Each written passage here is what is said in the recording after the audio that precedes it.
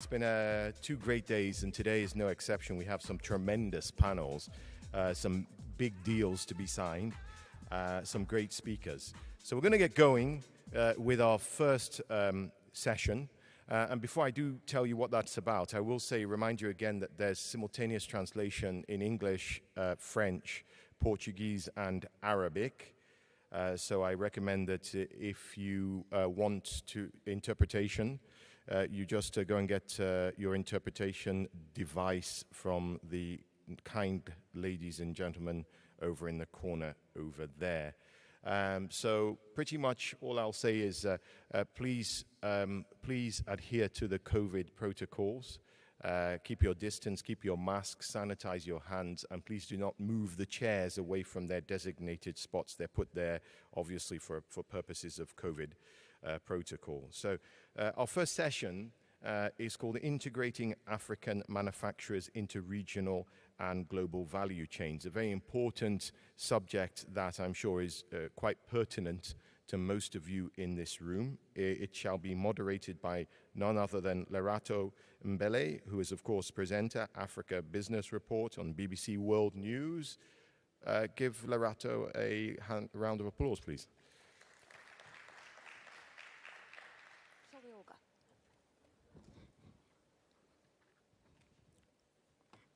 Yeah, come with me, please. Thank you, Mark. Good morning, everyone. You don't seem very enthusiastic for a Wednesday morning. Good morning, everyone. Okay, thank you so much for making the time to be here. I know there are long sessions, long days, networking, business. So you're having early mornings, late nights, but you made it, and we appreciate your time. I think you're over there, Marcella. Okay, and thank you very much to Mark Edo. He does a stellar job, and nobody ever acknowledges Mark. Can we give Mark a round of applause? Absolutely. Yes, sir. Okay, thank you. Please have a seat. I think your name is somewhere there. I've been put so far away from everyone, I feel very disjointed. Never mind. Here we go. Yes, ma'am. It's okay. There we go. It's okay. You know what? Everybody's just chosen a seat. Have a seat, sir, over here. Come and take a seat here, sir. Please come and have a seat here. There we go. Thank you. Have you been mic'd up? No, you don't need to. You've got this. Okay, I've got this. And you can share between the two of you. Okay, I think we're there. All right, so let me begin by saying thank you very much for your time. My name is Lerato Mbele. Now, we've all heard the words beneficiation, value addition, made in Africa, industrialization. And for me, these are words that are often used interchangeably, mainly by policymakers, to explain what needs to be done to advance manufacturing on the African continent and to boost the value of exports, because by boosting the value of exports, you then generate more export revenue and royalties into the economy. Now, on paper, it looks easy to do, but what we know is that in practice, it's been really hard to accomplish, which is why we are still using the terms beneficiation, value addition, made in Africa, industrialization. It's still an aspiration. If I had to be blunt, which I sometimes am, I would say we haven't arrived at the destination because talk is cheap. I think African leaders are very good at talking a good talk, and they don't really do well on the execution. And with the advent of the Africa Continental Free Trade Agreement, my sincerest hope is that the time has finally come to actualize the aspirations and bring them into reality. And the first step is to create the necessary industrial infrastructure to support manufacturing and the soft infrastructure to improve the quality of skills that would enhance manufacturing on the African continent. And so With the African Continental Free Trade Agreement, I hope we're no longer using nouns, but we're using verbs. When we say industrialization, we can literally point to tangible examples of industrialization across African markets. Our topic for this morning is integrating African manufacturers into the value chain, and our panelists are all distinguished in the work that they do because irrespective of policy, they are taking the necessary steps and the strides, providing either the policy or the financial support or the technical support to start helping those who have had the courage to set up manufacturing plants and factories on the African continent. And so let's get a sense from them what impetus there is on the ground, how much work has been done, and what else still could be done in a constructive way. So let me start off by mentioning who the panelists are, and then what I'm going to do is ask each panelist very briefly just to introduce yourself, your organization, and what you do in less than a minute. But if you could just please warmly welcome Mr. Olukayode Pitan, who is the CEO of the Bank of Industry Nigeria, Mr. Ebenezer Tafili, who's the Deputy Director for Capacity Building at the World Customs Organization. We have Ms. Kemi Aroshanyen, who is the Director for the World Trade Center in Miami, Ms. Misela Ntlapu from ARIA, Ms. Gwen Mwaba, who is the Director and Global Head for Trade Finance at Afreximbank, and Mr. Obi Emekwekwe, who's the President of Del Reeve Consult. If you could give them all a warm applause, and we can get into it. Okay, so I've been moaning. I'll stop moaning and hand the floor to you. Tell us a little bit about your organization, sir. Thank you very much. Good morning, ladies and gentlemen. My name is Shekero Umar. I'm an Executive Director with Bank of Industry. So sitting here, I'm representing Olukayode Pitan, who is the MD of Bank of Industry. Unfortunately, he's engaged at another level, national issues. We are a DFI, a Development Finance Institution, and for now, probably the next 10, 20 years to come, we remain the foremost development finance institution in Nigeria. Fantastic. Sir, if you could pass on your microphone. We share it. There's no call. Okay. Thank you very much. Good morning.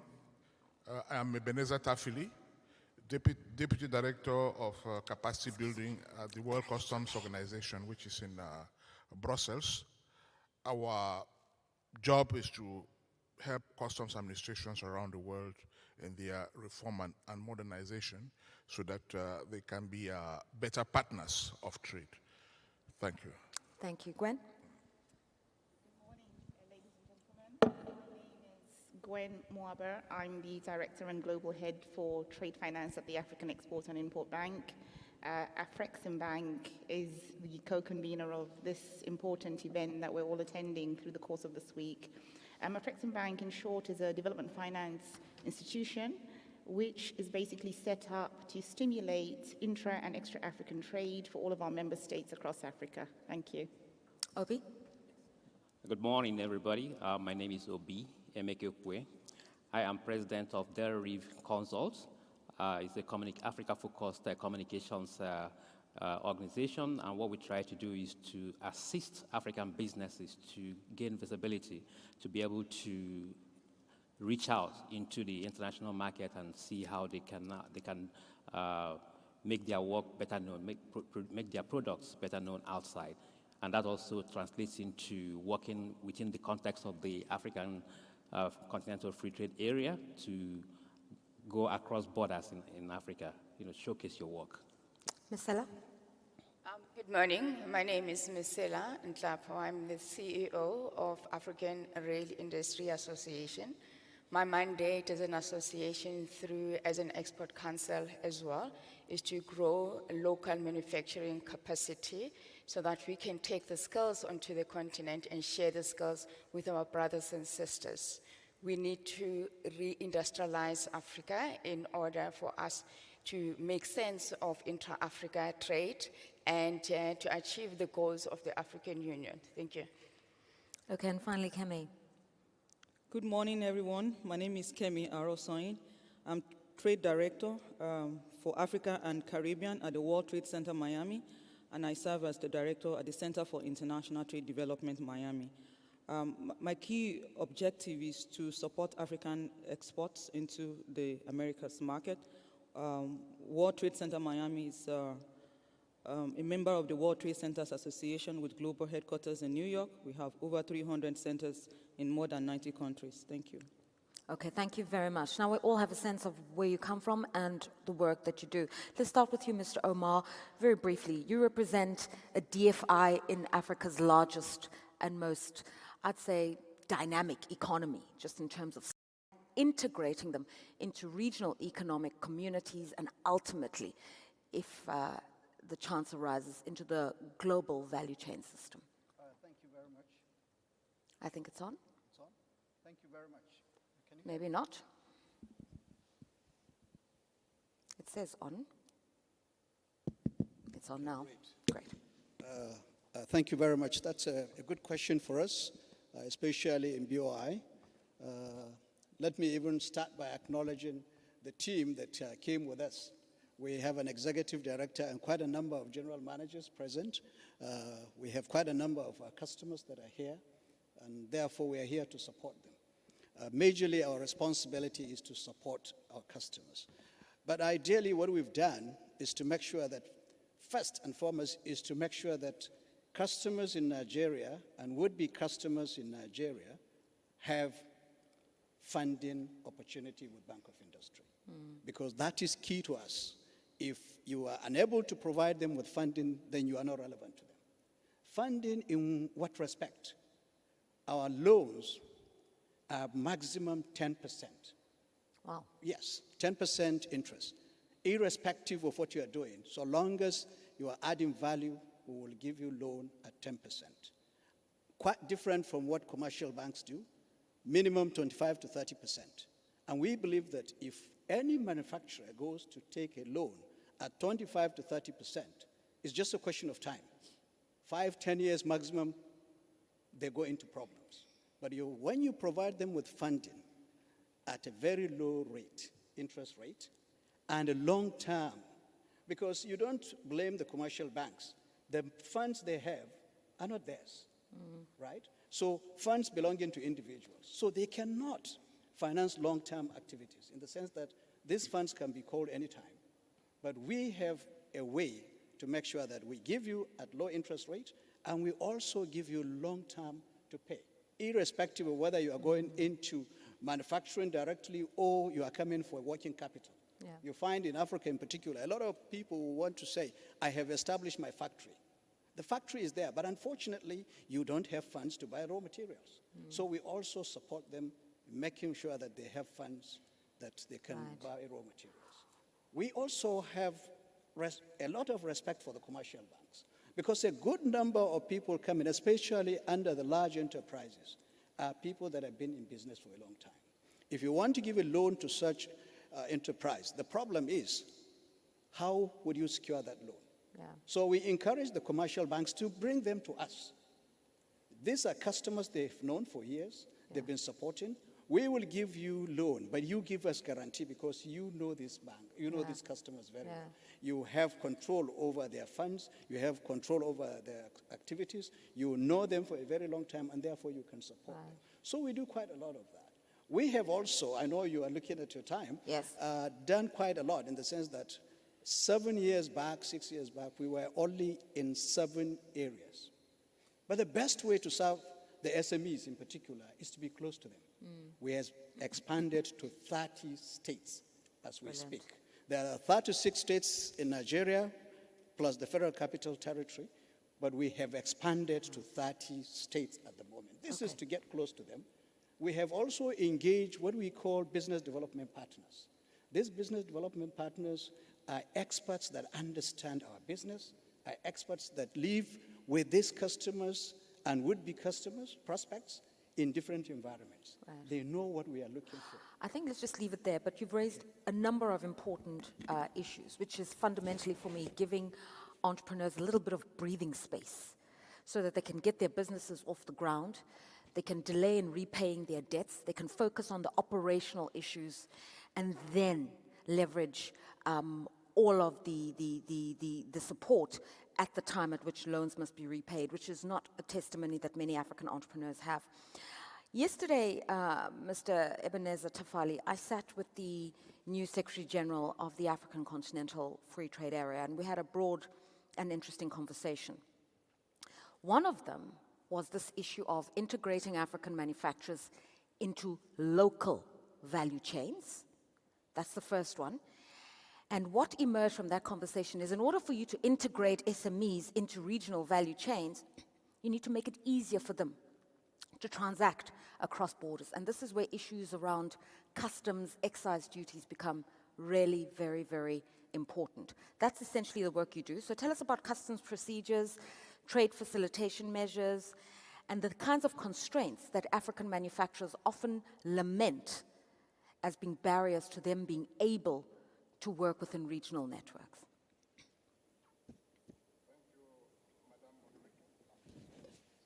Yeah, it's on now, definitely.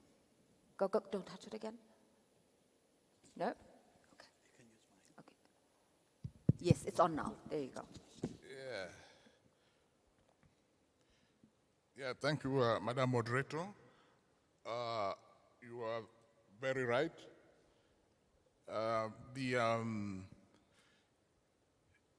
It is common knowledge that Africa has a very low rate of integration in the global value chain, and also that intra-African trade is at a very low level. It is often estimated at around 15%. Of course, border procedures have a very important role to play as far as regional integration is concerned, as far as integration of African economies into the global value chain is concerned. I think that is why customs administrations all around the continent, and I don't see any exception, they are all engaged in a process of reform and modernization, a process of capacity building to help them to put in place procedures that are trader-friendly, to put in place procedures that would enable the rapid clearance of goods. Now, at the global level, the World Customs Organization, which I represent here, has developed a number of tools and instruments which it has been using to help its 183 members around the globe, member customs administrations, to simplify and facilitate trade. We can talk here of the revised Kyoto Convention, which is a convention that puts in place simplified and harmonized procedures for customs clearance.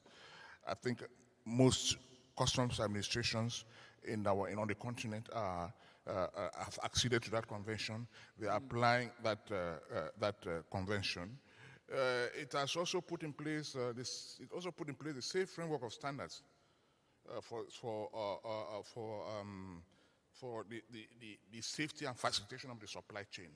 Because of the security concerns that arose at one point in time, it became obvious that countries were going to go in for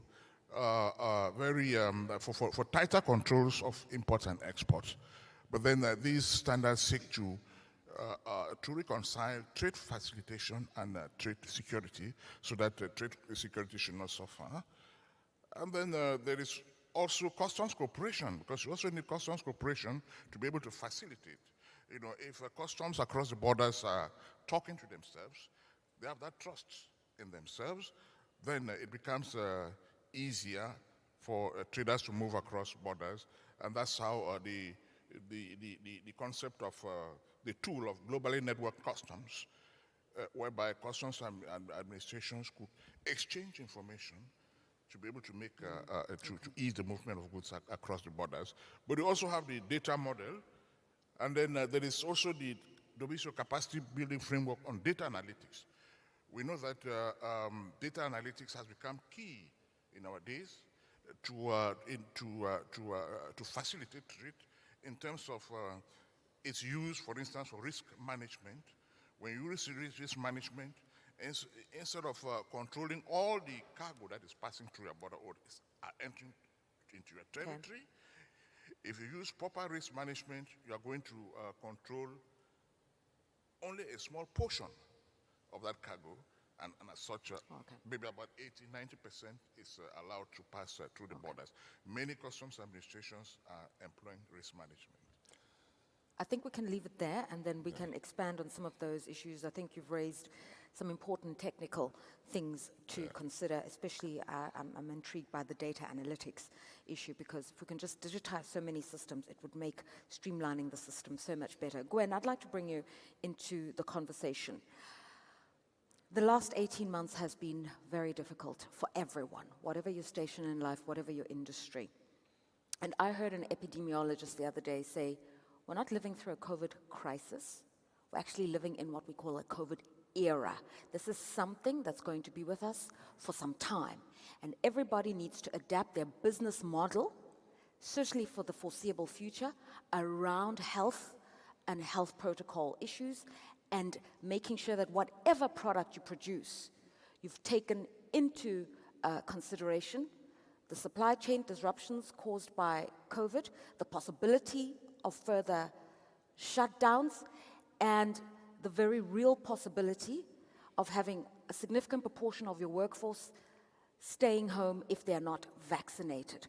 What does that mean technically for a business that needs to get up and running in this COVID era, and what kinds of support should they receive and can they receive from an organization like Afreximbank? Because I know that initially you launched a bond, a facility to help many governments procure medicines, ultimately get onto the buying system internationally. But what other kinds of technical support are required? Yeah, no, thank you very much, Lorata. You're absolutely right. I think, the last 18 months have really been defining for all of us. And the first point I'd like to make is I think one of the key learnings from the last 18 months is just how vulnerable Africa is compared to the rest of the world. I remember at the onset of the pandemic, you couldn't even access face masks. Production was happening in China. We had a couple of governments trying to procure face masks. They were paying $50 for a face mask. And there was no production capacity on the African continent. So one of the first responses that we did as Afreximbank was to speak to some of our clients that were already in manufacturing, because there was at that point no time to start building factories from the ground up, but to speak to clients that already have factories and finance them so they could retool those factories and start to produce health-related supplies. So all of a sudden we had entrepreneurs who were producing face masks, hand sanitizers, and other PPE on the African continent. That was just the first, I think that was around March, April. As the pandemic deepened, we thought it would be around, coronavirus would be with us for only a few months and it would go away. It didn't go away. And then the vaccine story started. Africa sat back and watched the rest of the world being vaccinated. We had no access to vaccines. We had the money, but we couldn't find a supplier to supply us with the vaccines. So that vulnerability, again, Afreximbank, working with the AU, Africa CDC, and UNECA, came together, spoke to all our African governments and said, look, if a small country tries to go to a Pfizer or a Johnson & Johnson and try to negotiate, they won't give you the time of day because the Western countries had already put down big money. So through a pooled procurement mechanism, we were able to aggregate the requirements of the African continent and enable them to procure vaccines. And why is that important? Because in order for us to go back to some kind of normalcy, we needed to be vaccinated. Otherwise, we would be shut out of our jobs. We wouldn't be able to return to work. We wouldn't be able to travel as Africans if we're not vaccinated. So basically, we would be isolated. Yeah. So that procurement piece, whilst is not value-adding, was an important first step to making sure that Africa can reopen safely. Many of our African countries are very tourism-dependent for their economies. So it was important that we open up safely by first securing the safety of the citizens within Africa and attract tourism and even other foreign direct investment back into the continent. So looking forward, we now have started the conversations around what does it look like going forward? People are returning to work. We don't want to end up in another situation, particularly to the point that you made that The pandemic will eventually transition into an endemic. It's something that we have to learn to live with. But we need to start thinking about manufacturing those medical supplies on the African continent. So Afreximbank is very instrumental in leading that charge and that conversation. And we are in negotiations with several vaccine manufacturers to start identifying sites on the African continent, but not just to manufacture and ship the vaccines back out to the Western countries, but to put in their caveats that they have to supply Africa, they have to transfer the technologies to African manufacturers so that we're never again left in the position that this pandemic put us in. Okay, thank you. So far I've heard finance and financing support is very important. Systems for trade facilitation are important. Health and being able to get the necessary supplies is critical. So Obi, as I turn to you, let's talk about logistics and talk about the nuts and bolts of what it is to trade on the African continent. Hard infrastructure issues, roads that work, rail that's work, electricity that's consistent, and the stuff that's macro, but really is fundamental for any manufacturer to be able to function. What are the kinds of policies that are needed? What is the kind of support that's needed? What are those missing links that are beyond the realm of an individual manufacturer to produce, but that is intrinsic to their success? Yeah, thank you very much. I think that one of the challenges we have in Africa is the really low level of infrastructure, and that has a huge impact on the ability of businesses to really operate on scale. So the introduction of the AFCFTA obviously creates a very great opportunity to connect the infrastructure on the continent to make it possible for businesses to operate from one country into the other. But again, looking at that, I also see, I come at it from the area of information, because you find that one of the challenges we have across the continent is that in spite of what we are doing towards integration, there's still a huge problem in terms of businesses knowing what is available in what country. So you still find situations where African businesses are importing things from outside the continent that they can actually procure more, less expensively and more locally from another country on the continent. So you, for instance, find that somebody is importing content for leather from outside Africa when you can get it from just the next country. So that lack of information is one of the huge challenges confronting the continent. So I believe that there's a need to really focus on that information sharing to make sure that you circulate details about what is available where. Create a database or a network that lets people know what is available. That should be some kind of an important area of focus in what we're doing. Right. Creating new markets is very important. Masela, what is important to you? I mean, you mentioned earlier on issues around skills, but I also know that for you, infrastructure support is a very important one. Sorry, I didn't get that. I said, what is important to you? Earlier on, you mentioned skills being something you're passionate about, but also support through infrastructure as well. The current investment in infrastructure, it is estimated that we are looking at 495 billion throughout the continent. And what informs that we could do better, what informs that is the demand, and we need to find bankable projects, but how banks assess risk from the African perspective, it actually disadvantages us. But looking at Afreximbank as an African bank, have a clear knowledge of what these risks are. And we look at skills, we are often led to believe that we don't have skills. We do have skills. We have skills that are African-based. We know what is required by our environment. We have standards that work in Africa. The last thing that we want to have is us as the continent being colonized through standards, and then therefore excluding the Africans or our brothers and sisters and African manufacturers. We have seen it happen. For us, it's important that we have African-centric solutions that are informed by the skills that are appropriate for the continent. Okay. Kemi, I'd like to bring you in, especially because you live outside of the continent, you're a daughter of the soil, but you're working internationally. And from your vantage point, you can really see what a supply chain problem looks like and what a supply chain opportunity looks like.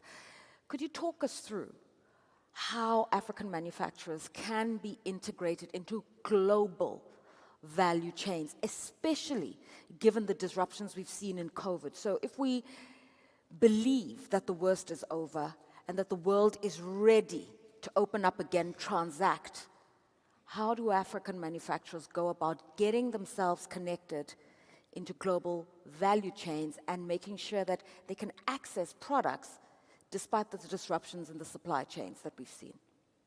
Thank you very much for your question. Thank you very much for your... It's Kemi's turn. Yes, Kemi. Thank you very much for your question.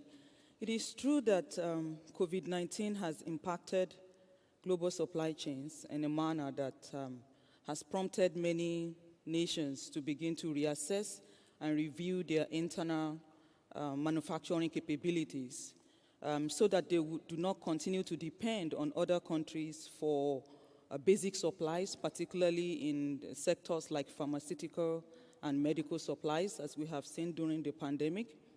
But essentially, my opinion is that that situation, the disruption, is a temporary situation that is going to improve, or it will auto-correct itself with time. So I'm not really so worried about the inward thinking of some of these countries. I'm very worried. What concerns me, and I'm really worried about, is the fact that Africa has a historical pattern of poor performance when it comes to share of global trade and even regional trade. So if we have to be honest, it's not COVID-19 that is responsible for Africa having a poor share of global trade that's at about 3% or less than 3%. We all know the figures, and also the regional trade that is very poor within the continent. That's not the impact of COVID-19. So basically, there are foundational issues, foundational problems that must be addressed. So I don't believe that COVID-19 or this disruption, the inward thinking of these countries will continue, because there's no country that is self-sufficient. I don't believe that globalization is going to be reversed. We will continue to depend on each other. We will continue to export what we have and import what we don't have. I mean, there are so many factors that are responsible for that. Factors of production, for example, are not concentrated in one location. If you have land, you need capital from somewhere else. If you have technology, you need manpower from somewhere else. So that international trade and global trade will continue. But what can Africa do to ensure that we integrate into that the global value chain? Based on the research that we have done in the organization that I work for, as I said, my concern is not COVID and all of that, but the biggest problem, when we analyze some of these fundamental issues, a lot of people talk about lack of infrastructure, fragmentation of the market, standard issues and stuff like that.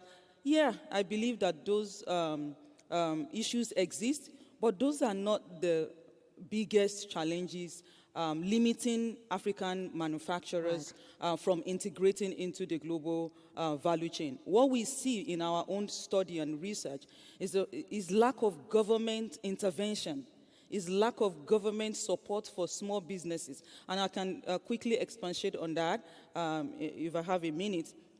What we are trying to achieve when we talk about global market integration is we're trying to compete. We want African manufacturers to be able to compete with other advanced countries that are already established, and they have already established a stronghold in that space, in the global market space for years. They are richer countries, and we are not ready to fund the process. We are not ready. I mean, I engage as somebody who represents my organization across Africa. Many countries do not even have a national economic development strategy that is based on outward orientation. And it is through exporting that we can achieve this. Okay. So we really need a good strategy, and exporting does not just happen by chance. It requires a lot of strategy, and it requires funding.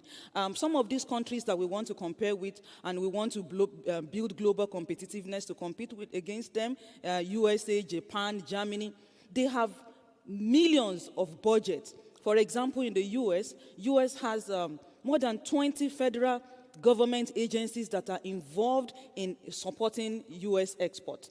We don't have that structure here that I'm aware of. And that's just at the federal level. Right. We have not talked about the state and other levels of engagement. Okay. So I have a testimony I'd like to share very briefly, or just be honest with the audience. So everything you've heard here is what the speakers had asked me to give them an opportunity to say. It's time for my questions now. What you haven't prepared for, get ready. I want to know something. Africa's manufacturing output today is close to 2%, conservatively 1.5%. That's less than what Africa used to manufacture in the 1970s, which was its share of global manufacturing 3%. So in fact, we're in a process of decline. Simply put, deindustrialization. So we are sitting here in 2021, using words like competitiveness, integrating in value chains, and yet the reality on the ground is that factories are being shut down for all manner of reasons, infrastructure reasons, economies contracting, funding problems. But we're sitting here in a forum and saying, let's get African manufacturers into global and regional value chains because there's an African continental free trade area. Who is fooling who here in this story? Anyone? Thank you very much. Yeah, thank you very much. I quite agree with you. And sitting here, I'm facing my brothers and sisters from Africa. The fact remains that, listen, irrespective of what we decide to do or what we want to say, not until when we face some critical areas and resolve them, we will not move forward. One, even if you produce the goods, how do you move them? When half the continent is in crisis, we have wars all over the place. Some internally, leaders have refused to agree with certain sections, and therefore you have issues. I have customers in Nigeria who have customers across Africa. But at the time, we had to restructure the facilities we gave them because they could produce but could not transport them. Goods moved from Nigeria up to Central African Republic. But because of security issues, they could not. Yeah. So you go to their warehouses and see things that have been produced to move, but they could not move. Yeah. So not until when we face the issue of security and address that issue squarely, no matter the support you want to give to entrepreneurs, it will be half because they will produce and they can't take them out. Number two, the issue of technology. COVID has shown to us that technology is key to whatever they do. If we do not encourage them and make sure that they key into it, use technology in every aspect of what they are doing, it will be difficult for us to compete with our outside world because they can advertise, they can order, they can do everything while sitting in their bathrooms even. With that tablet you have in your bathroom, you can order for everything. If our people are still sitting, waiting for people to come to them at the factory level to order, we will not move forward. I appreciate your Thirdly, government policies. Now, we know how difficult it is to fund the SMEs. If government policies are relaxed a little bit across Africa, because even if we give you what you want, the funding and other things, you go across and the custom officer or the custom office have different idea of what is going on. You are kept there. I have seen customers whose goods got destroyed at the border because of one little thing. So not until when we are able to address our policies in Africa to encourage entrepreneurs, to encourage manufacturers, it will still be difficult.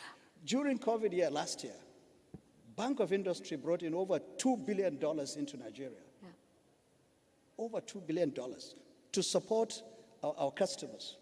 Some of them have taken the loans, but we have to restructure because they can't produce. Yeah.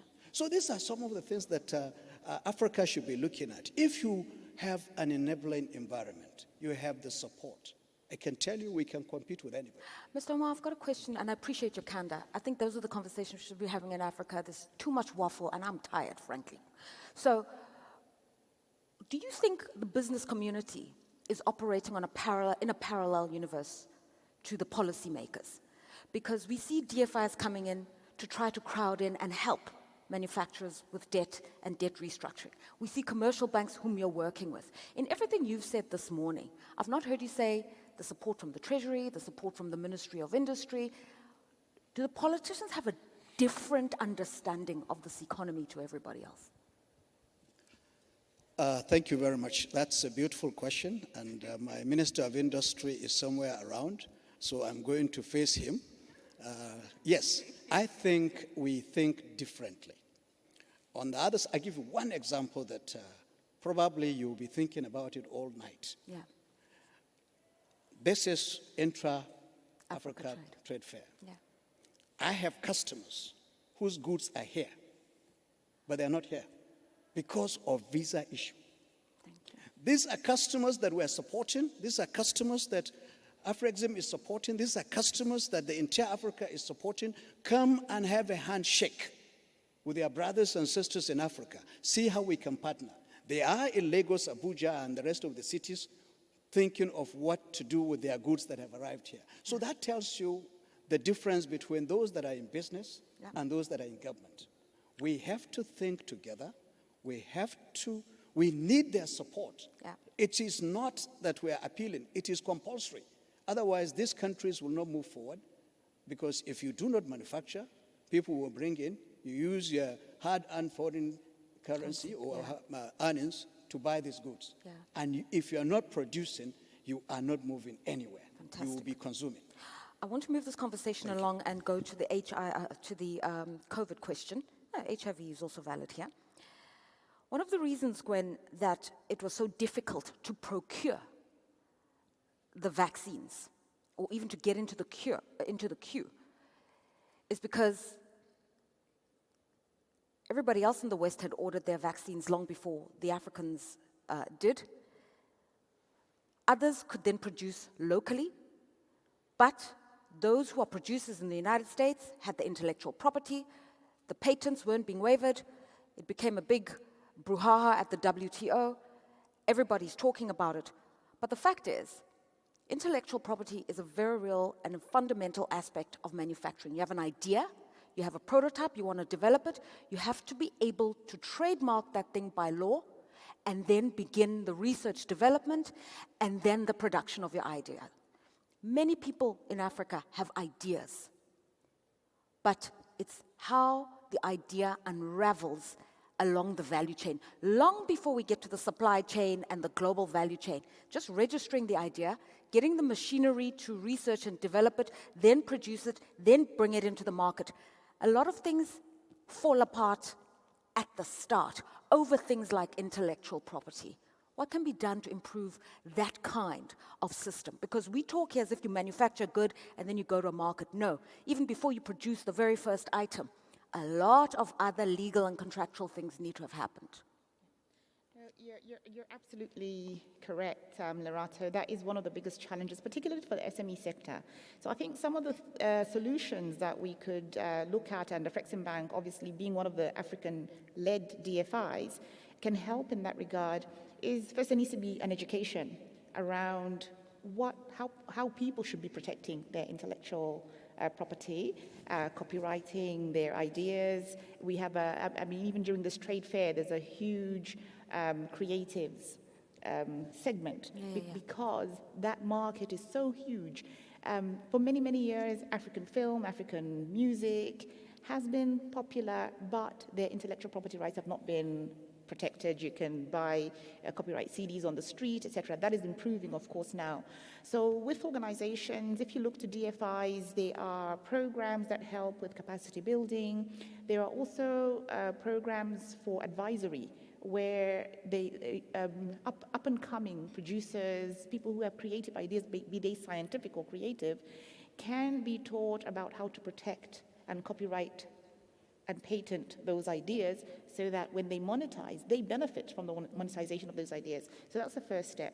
And then after that regulatory piece has been dealt with, you correctly pointed out, you then go into research and development and incubating your idea. Again, speaking to the DFIs, they're a good partner. For example, Afreximbank has a project preparation facility which helps early stage, majorly SME projects with funding for them to be able to do that research, fund their business plan.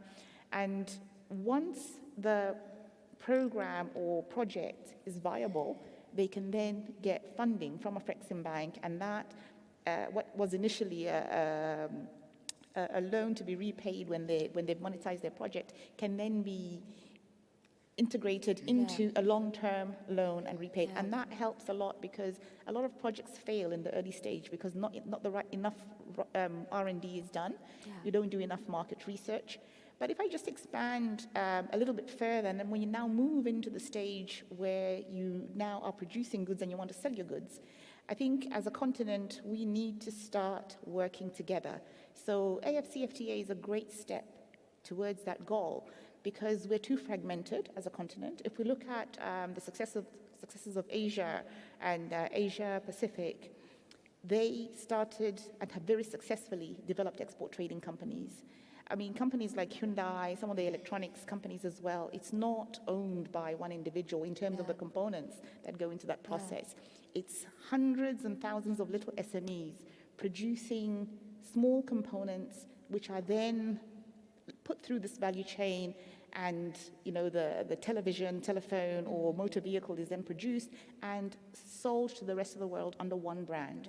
So Africa also has an opportunity through the SMEs to industrialize. You touched on a very important point about we've deindustrialized. We need to go back to industrialization, building industrial parks in free economic zones, having small component manufacturing, and each country can play to its own strengths. So specializing in certain areas. If I use fashion as an example, there are some fashion designers where you have the finished outfit, but it's not designed and made by one person. Somebody was contracted to just do the sleeves. Somebody else is only doing the collar. And then you have the finished, and you can replicate this across all industries. So this is, I think, for us as an African continent, is where we need to go, aggregating our expertise, and then selling made in Africa products as a continent in order to compete globally. I love how you've just aggregated that. And I mean, just some figures, if people think research and development is not important. On average, an OECD country spends about 4 to 5% of their GDP on R&D. And that's also a similar figure, 4 to 6, even 10% for big companies like Amazon, Microsoft, and Google. That's how much they spend per annum of their revenue on research and development. That's why they can keep on churning improvements and new products into the market. If we're not doing that at base level, what is this value addition when we are producing goods that should be competitive and for an international market? We need to be having some of these conversations. I do like what you're saying, and maybe somebody can answer us here in terms of what an industrial policy looks like. I love the example that's often used regarding the European Union when that union was set up, is that they'd just come out of a war. Most of the countries had been decimated, but they were going to use their competitive advantages and respective skill sets to help to rebuild a Europe. And so the example is often in building, I think it's an Airbus, you can correct me. So the idea is to build an airplane, but the wing will be done in France. The engine will come from Britain, the engineering and electronics from Germany, the leather and the aesthetics from Italy. How can we do that in Africa where we know what, regionally, who's best at what, who's got what local raw materials, and how to start pooling those resources together? Because perhaps that's the model that's needed. No, absolutely. I mean, if I may, just to build on the point that I made earlier, you're absolutely right. You've hit the nail on the head. And again, I think what is lacking in initiating that type of initiative at the onset is nobody with the political will to put the investment in. So, and this is where DFIs become very important. Bank of Industry, the African banks, the African development banks, to put the funding up front to build the industrial parks, which then attracts the companies that come and start building on that specialization for the respective components in order to build the finished product. So somebody needs to step up. So Afrexim Bank is playing a huge advocacy role in engaging with governments so that they can identify and give the tax incentives for these industrial parks to be set up and then fund the companies that come in. But the export trading company model, exactly as you described with Airbus, is a route that Africa should be taking. And again, Afrexim Bank is taking the lead in aggregating export trading companies, be it in the soft commodity space. Small or light manufacturing is another area where export trading companies can be aggregated. We have a huge diaspora outside of the African continent, food products, making that, you have a certified quality assurance so that you don't have such a high rejection rate of goods that are exported out of Africa. So yes, I think that the future is absolutely for everybody to play to their strengths. You don't have to start with a gold standard. Everybody specializes in a certain area across different African economies. Some have competitive advantage because maybe they can produce power cheaper, so then they focus on that. Others have the technical know-how. Others have the raw commodities, so you all come together, aggregate, and then export the finished product. I know Obi wants to add, and Mr. Tafili as well, so we'll start with you. Go. Yeah, I think the current tariff barriers are also an impediment, except for maybe some of those countries who are already in regional economic communities with tariff preferences. And I think that the advent of the Africa Continental Free Trade Area is going to be a plus, but provided that the political will is there to implement tariff concessions, provided that the rules of origin that have been put in place to accompany those tariff concessions are well implemented and implemented in such a way that it is not costly. Because at the end of the day, what is going to be the motivating factor is the preference margin. That is the difference between, for a particular product, the difference between the duties and taxes you will pay bringing those that product from outside the continent, and the zero or very low duties and taxes that you will pay when you source from within the continent. I think it is going to be very important. And just to come back again to policy issues, I think that one of our big problems in Africa too is that governments design policies almost single-handedly. We need public-private partnership. Trust, built on trusts.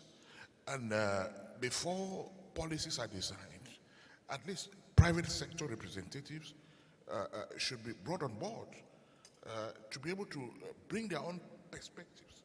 Because you cannot sit in your office and you think that, okay, this is good for this sector in the economy, or that sector in the economy. It is he who wears the shoe that knows where it pinches. Obi, you've got something to say? No, I just think that you really hit the nail on the head. When you talked about the low level of research and development commitment across the continent. I mean, I don't see how we can become really fully competitive when we pay so little attention to research and development. That is the root of all progress. Innovation comes from that. So the more you are able to do research and then turn the results of the research into actual products, the better we can do across the board. Ms. Sela? When you talked about research and development, I had a big smile on my face. The creepy crawly to clean the swimming pool was actually the research and the development was done in a garage in Springs. So research and development does not lie in big companies only, but we have the engineering know-how of which we can apply in terms of research and development. But also, it's not only the funds that should be made available. Policy reform, structural reform, this is where the opportunities are. Private sector will find value in structural reform. For an example, South African structural reform, economic reconstruction, and put on the table. So they all talk to each other. So political will, yes, it's there, and some instances, it depends. It depends who you have in leadership on the day. Right. But what is quite, for me, disappointing is making quick decisions, implementing them immediately, but we have to have a marriage between private sector and government so that we don't talk past each other. Fair enough. Kemi, I'd like to bring you into the conversation, and I want to move it along now and make way for questions from the floor. So please start getting your questions ready. And this is your lens, the world from your lens, because you live in the United States, which is great for innovation, great for financing, great for so many things that support entrepreneurs. In fact, in America, we're told that entrepreneurs are allowed to go bankrupt and they'll be supported again. You're not left there to fail. So I just want you to bring in a perspective there. And this is an industrial policy question, but let me ask it. So there's industrial policy, and it entails everything: incentives, funding, electricity, infrastructure, all of the things that we know. But what is an industrial policy that is suitable for the 21st century, for where we find ourselves today? A world that is digitized, a world where young people are innovating using technology, factories that are automated. We need an industrial policy, yes, but we need an industrial policy for the kind of world that is upon us. What would that look like in Africa? What would you suggest? Thank you so much again for your question. So this is another issue or topic that has been widely discussed, and we have not really seen much action behind it. When we talk about the global competitiveness that we're talking about here today, basic understanding of that means that whatever we are producing on the continent, we want to be able to sell those products in advanced countries, in other markets. And the process for that, or the procedure for that, it looks complicated, but it's actually very possible. As you have said, it's not impossible with technology and with the right strategy, with the right programs in place to be able to do some of those things. So basically, we know that what is required for us to do is technical assistance. Technical assistance is what is needed. Some of the challenges that we have on the continent today, other parts of the world have experienced that in the past, and they have overcome those challenges. I will give a typical example of Latin America, which has a very similar business environment as we have here in Africa. There was a time in the past they used to have difficulties sending their product or exporting their product into other developed market, the US market and all that.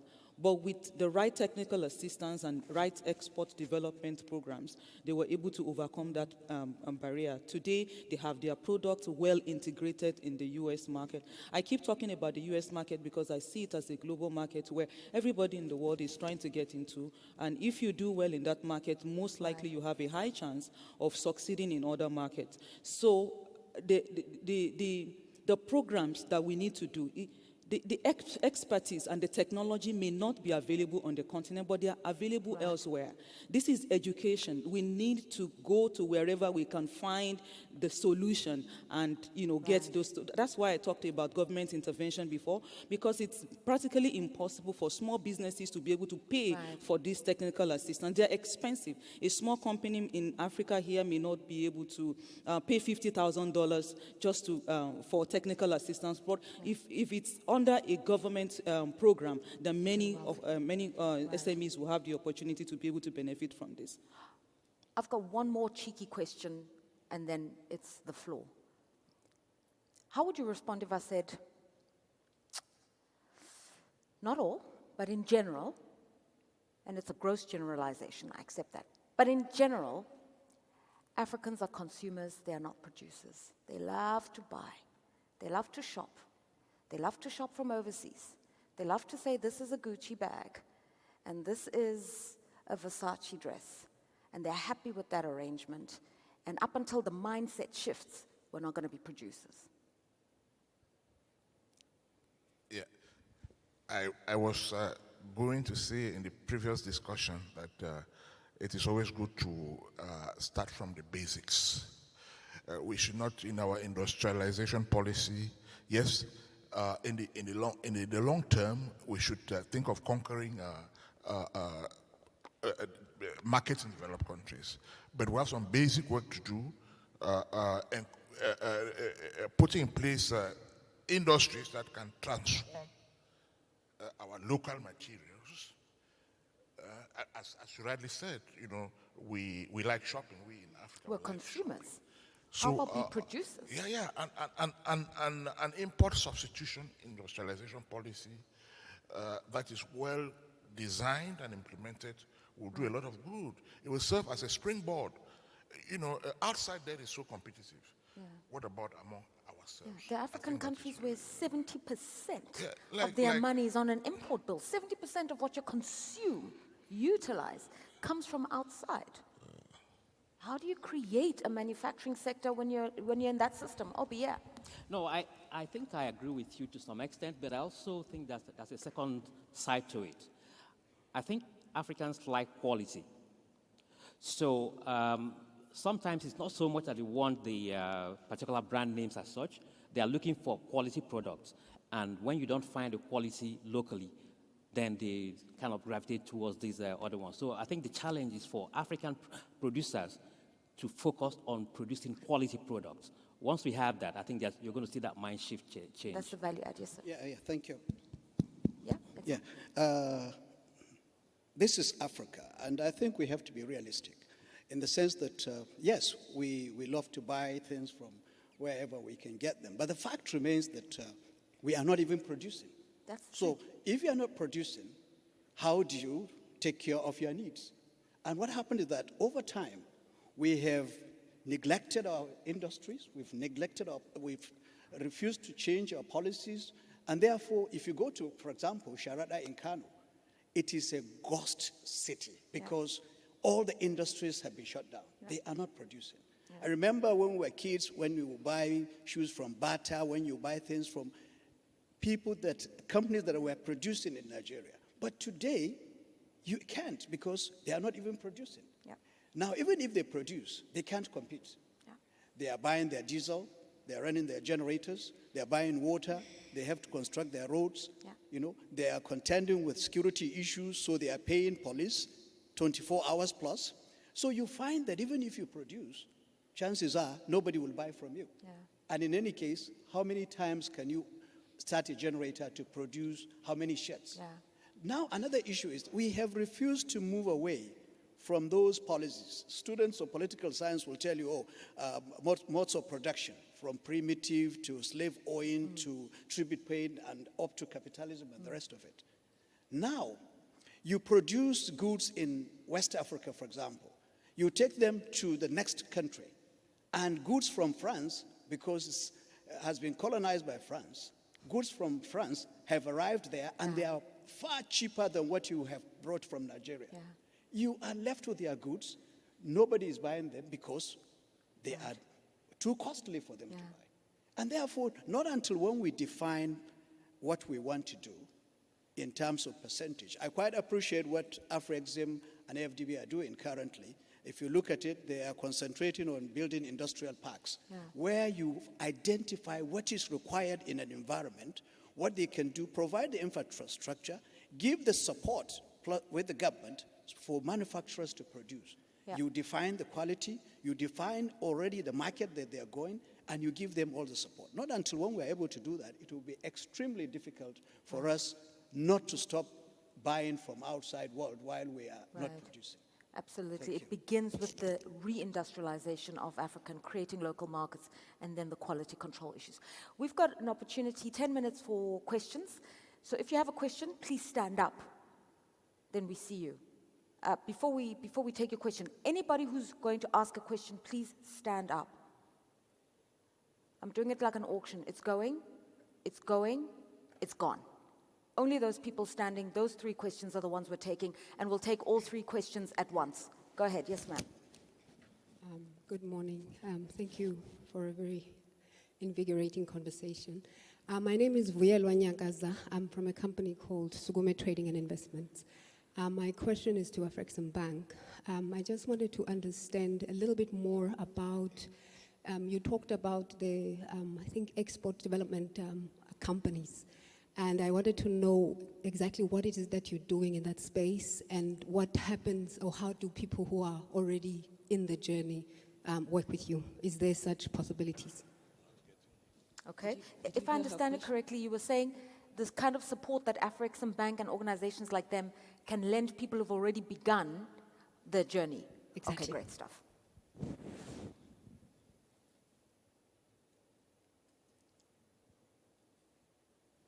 Yeah, good morning. Good morning. Okay, good morning. My name is Emmanuel. I'm representing Ebu's Investment. I'm into agriculture. Okay, I'll first of all say thank you very much, Lerato and your team. You've really spoken a lot that speaks to our mind. But there's something I just want to understand.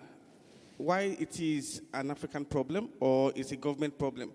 And unfortunately, I find myself in Africa. Because, for instance, in South Africa, we're told that when they produce apples, let me give 2 examples. When they produce apples, the best of the apples is sent to EU, abroad. The best of apples, like 500% quality. Then any of those apples with scratches or any damages is left on our shelves here in South Africa to consume. But it's actually grown here. Same with the cocoa from Ghana. It's sent to Spain. Then Spain produces the chocolate and now sends back chocolate to Ghana, bringing in millions. So what I say to Africa is this. Why don't we allow those machines, let's buy them and produce them in Ghana, for example, so that those chocolates will be exported back to Spain. So that's where we are producing. But I see that the government in Africa, they're after how much millions they're going to make from the cocoa, for example, into the government, and then, like South Africa, how much the apples is bringing in. So they don't even care about what we are doing here. So the government, to me, I think they really need to be educated. Please. Okay. Thank you. Got it. Thank you. There's a gentleman here up front. Yes, sir. Any latecomers? A question? Please stand up, and that's it. And that's it. After these 2, yes, go ahead. Morning to all. I'm Sibonelo Nzimande from South Africa. My question is a generic question. I'm from the sector tourism, and obviously it's a very complex value chain sector, which touches almost on all aspects that you are raising. And for us, if you've got the economy running, automatically tourism becomes a beneficiary. My question, shouldn't be the focus be on standardizing issues of technology, issues of research, issues of innovation and creativity, so that collectively as a continent, our trade is affected by generic technology that is applicable to all countries, research, access, data, trends that are analyzed which are similar, depicting different markets, as well as innovation and creativity. So it's a question to all. Okay, great stuff. Got it. Thank you. Yes, sir. Thank you very much. My name is Maxime Winato. I represent the UN Women. Could you do me a favor and remove your mask, please? Thank you. Thank you. Yeah, thank you very much. My question has to do with specific intersectional vulnerabilities that some businesses face. Women-led, women-owned businesses. We've seen in cross-border, we've seen in situations of since we are talking about intra-Africa trade, when you look at what's happening in terms of differences in policies, differences in procedures, even from two bordering countries on the continent, where women are subject to harassment, difficulties to understand, complex. Sometimes you have the impression that the procedures are complexified on purpose. So what is the way out to remove the entry barriers for women to some lucrative dimensions of African trade? Thank you. If I could take the liberty and say yesterday's conversation with the Secretary General of the Africa Continental Free Trade Area addressed exactly that issue. So if you could get a hold of that recording, I think your answer will come from there. Yeah. Good morning. Good morning to everyone. My name is Max here from South Africa. And I just want to hear from panel, what are the lessons that we can learn from industrial parks or special economic zone? It's a program, I understand it was a model from Asia and then brought to Africa. But in the past 20 years, it's difficult to measure what we have achieved with that. Is that a program perhaps that need to maneuver to suit our condition, or it's a program that has failed completely? Maybe something else new need to be brought in space to replace it, or what could happen? Because from where I'm sitting, it doesn't work for us. Thank you. Okay. So those are five questions, and we have 5 minutes. Yeah. So go ahead. Okay, so just one person, if you can answer this question. Support for SMEs on their journey. I think this was very specifically for Afrexim Bank, Gwen. Yes, absolutely. Thank you very much for that great question. And I mean, one of the things that Afrexim Bank actually is doing is we are setting up, or have set up, an SME unit, because the levels of vulnerabilities and challenges that SMEs face are on several levels. Some of it is linked to lack of collateral, for example, to be able to access funding. Some of it is to do with lack of proper governance structures to be able to meet the credit risk criteria of banks, even local commercial banks.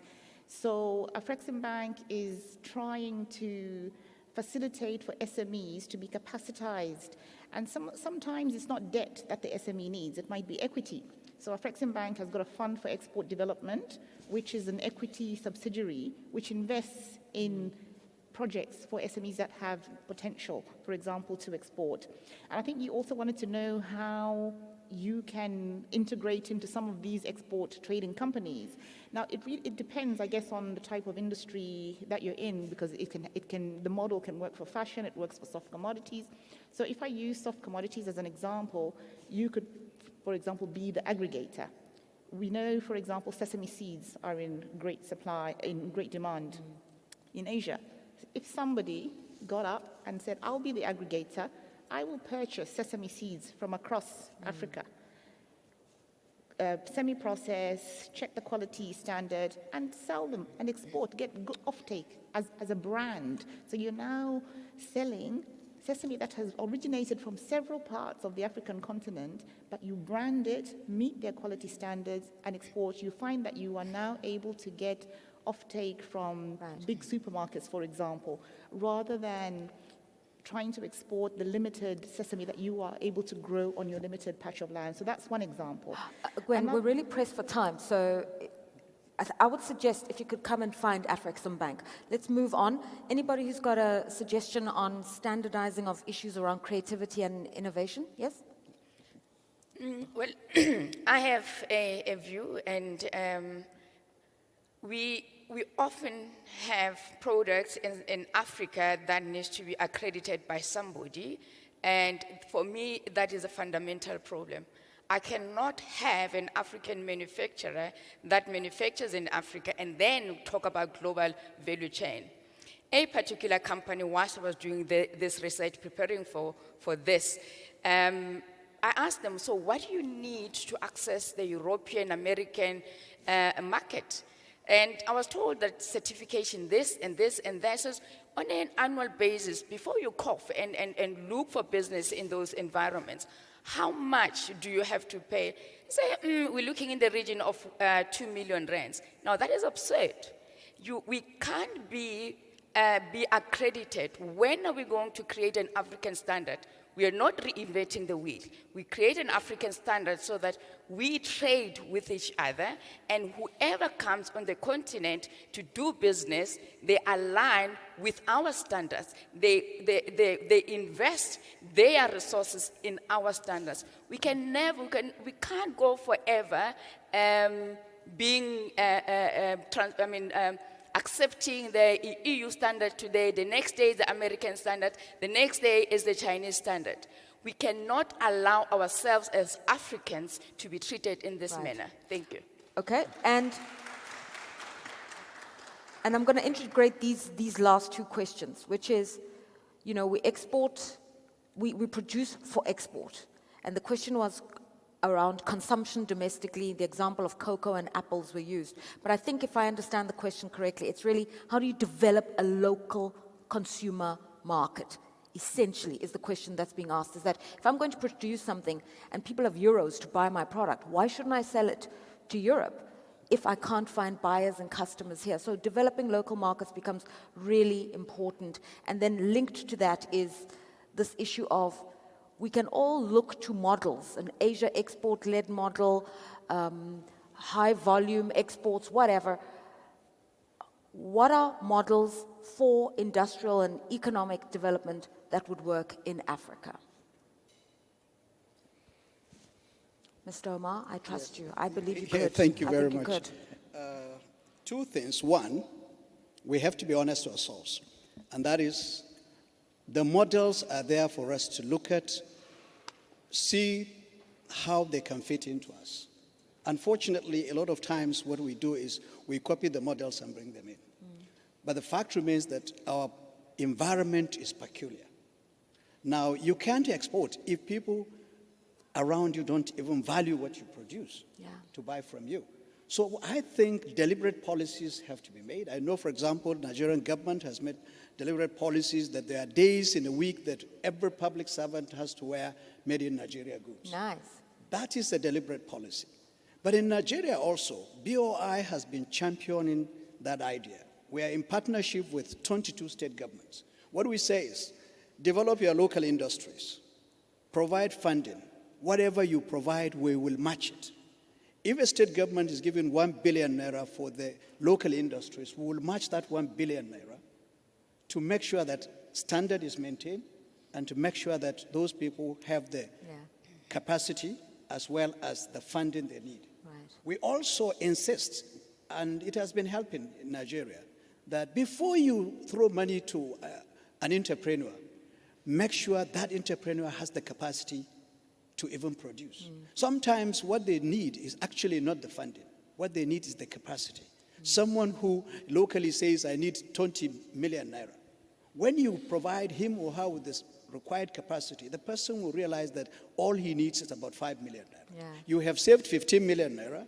And because of that, he also is conscious of the fact that I am taking funding to produce goods. Right.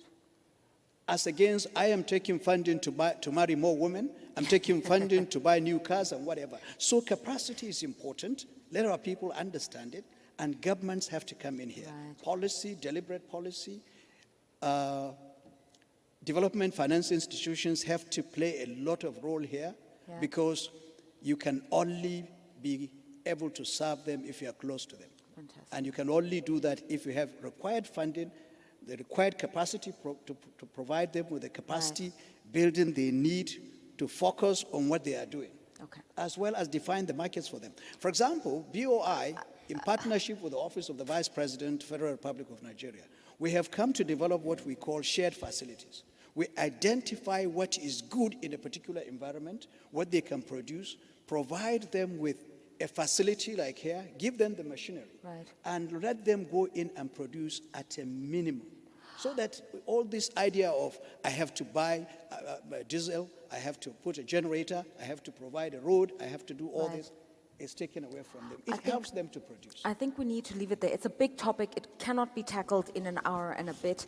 But I thank you that we chipped away at some of the important themes around supporting local manufacturing and also thinking big about integrating those value chains. Because the ideas are here, the money is here.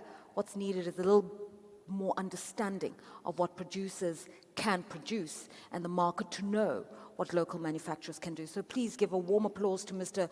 Shekarau Omar, who's the Executive Director of the Bank of Industry Nigeria, Mr. Ebenezer Tafali, who's the Deputy Director for Capacity Building at the World Customs Organization. Yeah, keep the applause going. Mrs. Kemi Aroshanian, who's the Director for the World Trade Center in Miami, Ms. Masela Nhlapu from ARIA, Ms. Gwen Mwamba, who's the Director and Global Head for Trade at Afrexim Bank, and Mr. Obi Emekwekwe, the President for Del Reeve Consult. And I think give yourselves an applause. You've been patient and you've asked really great questions.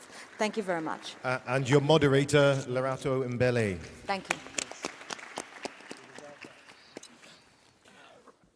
Thank you. Yes, if you could exit stage left for you, I suppose. Thank you very much. Wasn't that?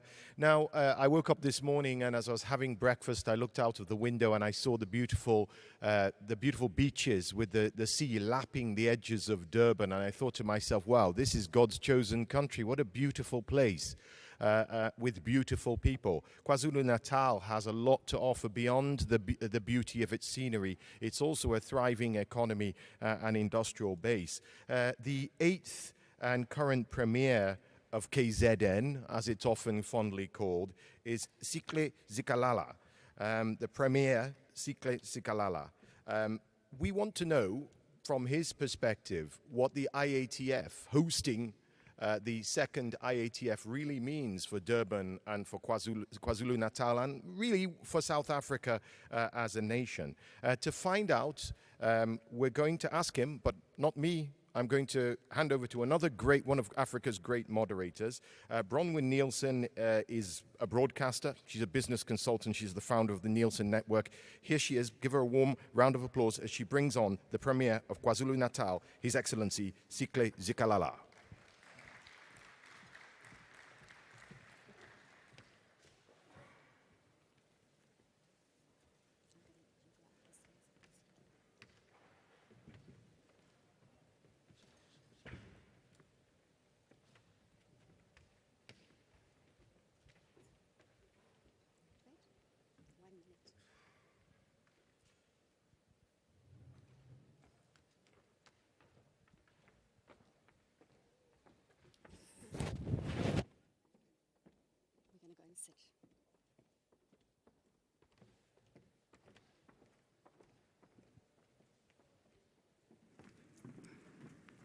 Good morning.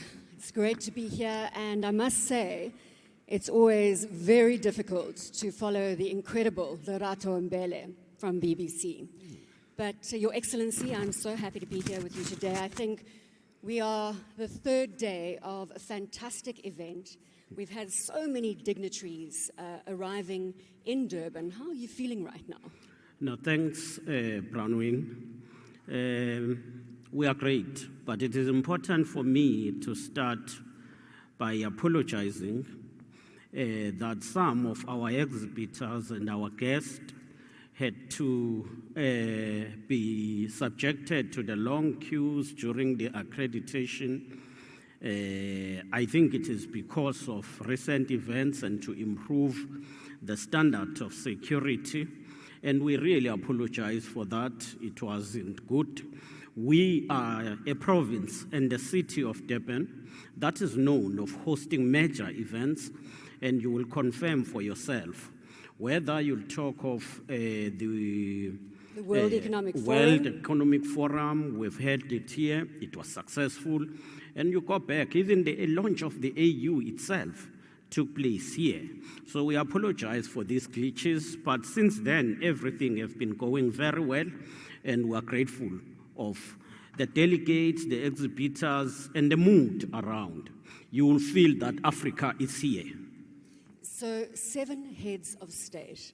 We do a lot of events all over the world. Seldom do we have so many dignitaries gracing us with their presence. It must have been a huge honor for Durban. It's a huge honor for Durban. It's also a commitment to the African agenda. Agenda 2063, but it's a commitment to intra-Africa trade, which we all have to grow. And we'll want to thank all heads of state who are here, and we appreciate their role and the manner in which they encourage intra-Africa trade. It is important that we expand the capacity of production in our own respective countries and then be able to trade among ourselves as African countries and then the world. We're not saying we will want to keep ourselves as an isolated continent from the rest of the world, but we want to determine our own economic growth trajectory on our own and then compete in the world as a united bloc. Your Excellency, it was an incredibly big, brave decision to agree to host the first event of this nature coming out of a global pandemic. Did you have any hesitation as to the enormity of the event and the decision that you were making? Yes, a bit of hesitation was there, but a commitment to Africa and a commitment to ensure an integrated export and import among African countries was the drive. It propelled us. So we were propelled by that commitment to see Africa growing, and ours is to contribute to the growth of Africa as a whole. And that's why even President Ramaphosa said at some point he was doubting that we will manage. But here we are, it's the third day, we've pulled it. All stands and pavilions are packed, and people are trading as you have seen. So we are grateful of this success. We've also seen so many deals, huge deals, being signed here on the stage at IATF 2021. You must be amazed at the magnitude. We've been talking $1.5 billion, $1 billion. I've seen these numbers coming through over and over again on this very stage. Indeed, it then shows that this trade fair is not just a platform for talk show, but it's a platform for trade. It's a platform where people seal deals, where business do business. Business people are doing business and they talk business, and that is what Africa needs. Africa needs business growth. It needs us to create jobs. By the way, Africa is the continent with the young population, and it is said that by 2050, Africa we will have 50% of young people. And it was good that we saw also the youth participating in their numbers. We also need to look at the Port of Durban and the importance that the port will play in the African Continental Free Trade Area. This must be a huge bonus for you here in KwaZulu-Natal. Yes, it is a great achievement. It's a bonus that we are located on the southern tip of Africa. We have to service not only our country, but the SADC community and the continent as a whole. It is important that we understand that the port is not just for us, but we are located here, but the port services the whole continent. That's why we are improving the efficiency of the port. We have a port master plan which will see the onward. We will see more than 100 billion invested in this port. Already in the port, we have established and built the cruise terminal. The cruise terminal is done, finished. We have a master plan now to double the capacity of Durban Port and ensure that it is efficient. Already Transnet have gone out to look for international port cooperators who will also operate the Durban port. So you will see Durban changing, because as we grow and develop the port itself, it will then impact in the growth of the city and the province and the country, as well as the SADC communities. We are positioning ourselves not just to be a province, but to be a workshop of the Southern Africa, where Africa manufacture and where Africa trade. The African Continental Free Trade Area going live on the 1st of January 2021. Obviously, we've been impacted by the COVID-19 global pandemic, but the vision is really turning into reality, and the vision gets bigger and bigger. Intra-Africa trade is looking to grow from the current, if you take a measurement of 14, 16, 17% in many different measurements, to some 50% by 2040. It's a big, bold ambition. Is it achievable? It's achievable. The platform we have right now is setting the standard. It's also connecting Africans, African businesses to talk business, but to begin to work and trade amongst themselves. So it is possible. We have seen the intra-Africa trade growing slowly, but we will now want to take it high, as the ambition is to reach 50%. And that's happening in other continents. If you will talk of the European continent, you will talk of Asia and others, and that's achievable. It's not just a dream, but it is an ambition that must be supported by practical programs to ensure that it is achieved. When we talk about practical programs, if you look at the development at Durban Port, there are a number of best practice elements that you can export into Africa. Are you having those conversations with other port authorities? Indeed, we are, and we are engaging with other countries in Africa to share good practices and to share experiences among port operators. And we have, even from this platform of this trade fair, met with other countries who are interested in coming to learn from the best practices in the Durban port. And we are prepared to share with other countries. We met with Ghana yesterday. We were quite impressed by their commitment and willingness to come and learn, but also to ensure that we learn from what they have and they are doing best. So this port will serve Africa. I like it, Your Excellency, that you give us some insight into what is taking place in the meetings that are happening here at the Intra-Africa Trade Fair 2021. Can you give me any more insight into some of the boardroom discussions that you've had with your peers here at the Intra-Africa Trade Fair?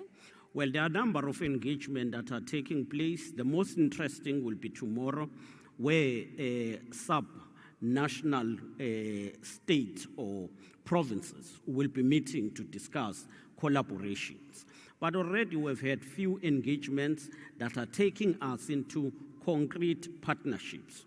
We met with Nigerian province yesterday, the governor of Abesi, which is one of the provinces in Nigeria which has similarities with us as KwaZulu-Natal, and we are moving to ensure that we work with them, collaborate. Our collaboration should see us supporting major companies, but should also assist us support SMMEs, because we will want to see more women, more young people participating in the economic development of the continent. I love it that you mention Nigeria, because I want to ask you about Nigeria-South Africa relations at this stage. Do you believe that they are in a good space? They are, but obviously there will always be space for improvement. Relations are not bad, they are fair, and we are grateful that the president of Nigeria came here to be part of us during this trade fair. And that on its own shows the respect he accorded to South Africa and the seriousness of Nigeria about the growth of Africa as a whole. Nigeria and South Africa are strategic, given their locations. Nigeria needs to assist in the growth in the northern countries of Africa. But South Africa, too, must assist the SADC community to grow so that Africa will all grow. Côte d'Ivoire, we're going to stay in West Africa for a little while. Of course, we'll be hosting IATF 2023, and a big delegation from Côte d'Ivoire. You must have had some very constructive conversations with that team, given their focus on beneficiation as well. As you said, manufacturing is a key imperative for KwaZulu-Natal. Many discussions with Côte d'Ivoire? Yes, they are taking place, and we are even aware of companies from South Africa that are in partnership with companies that are in Côte d'Ivoire. We know that they produce a lot of cocoa, and we are willing to work with them in that space. So as we will be going to Cote d'Ivoire in 2023, we are not going to wait from now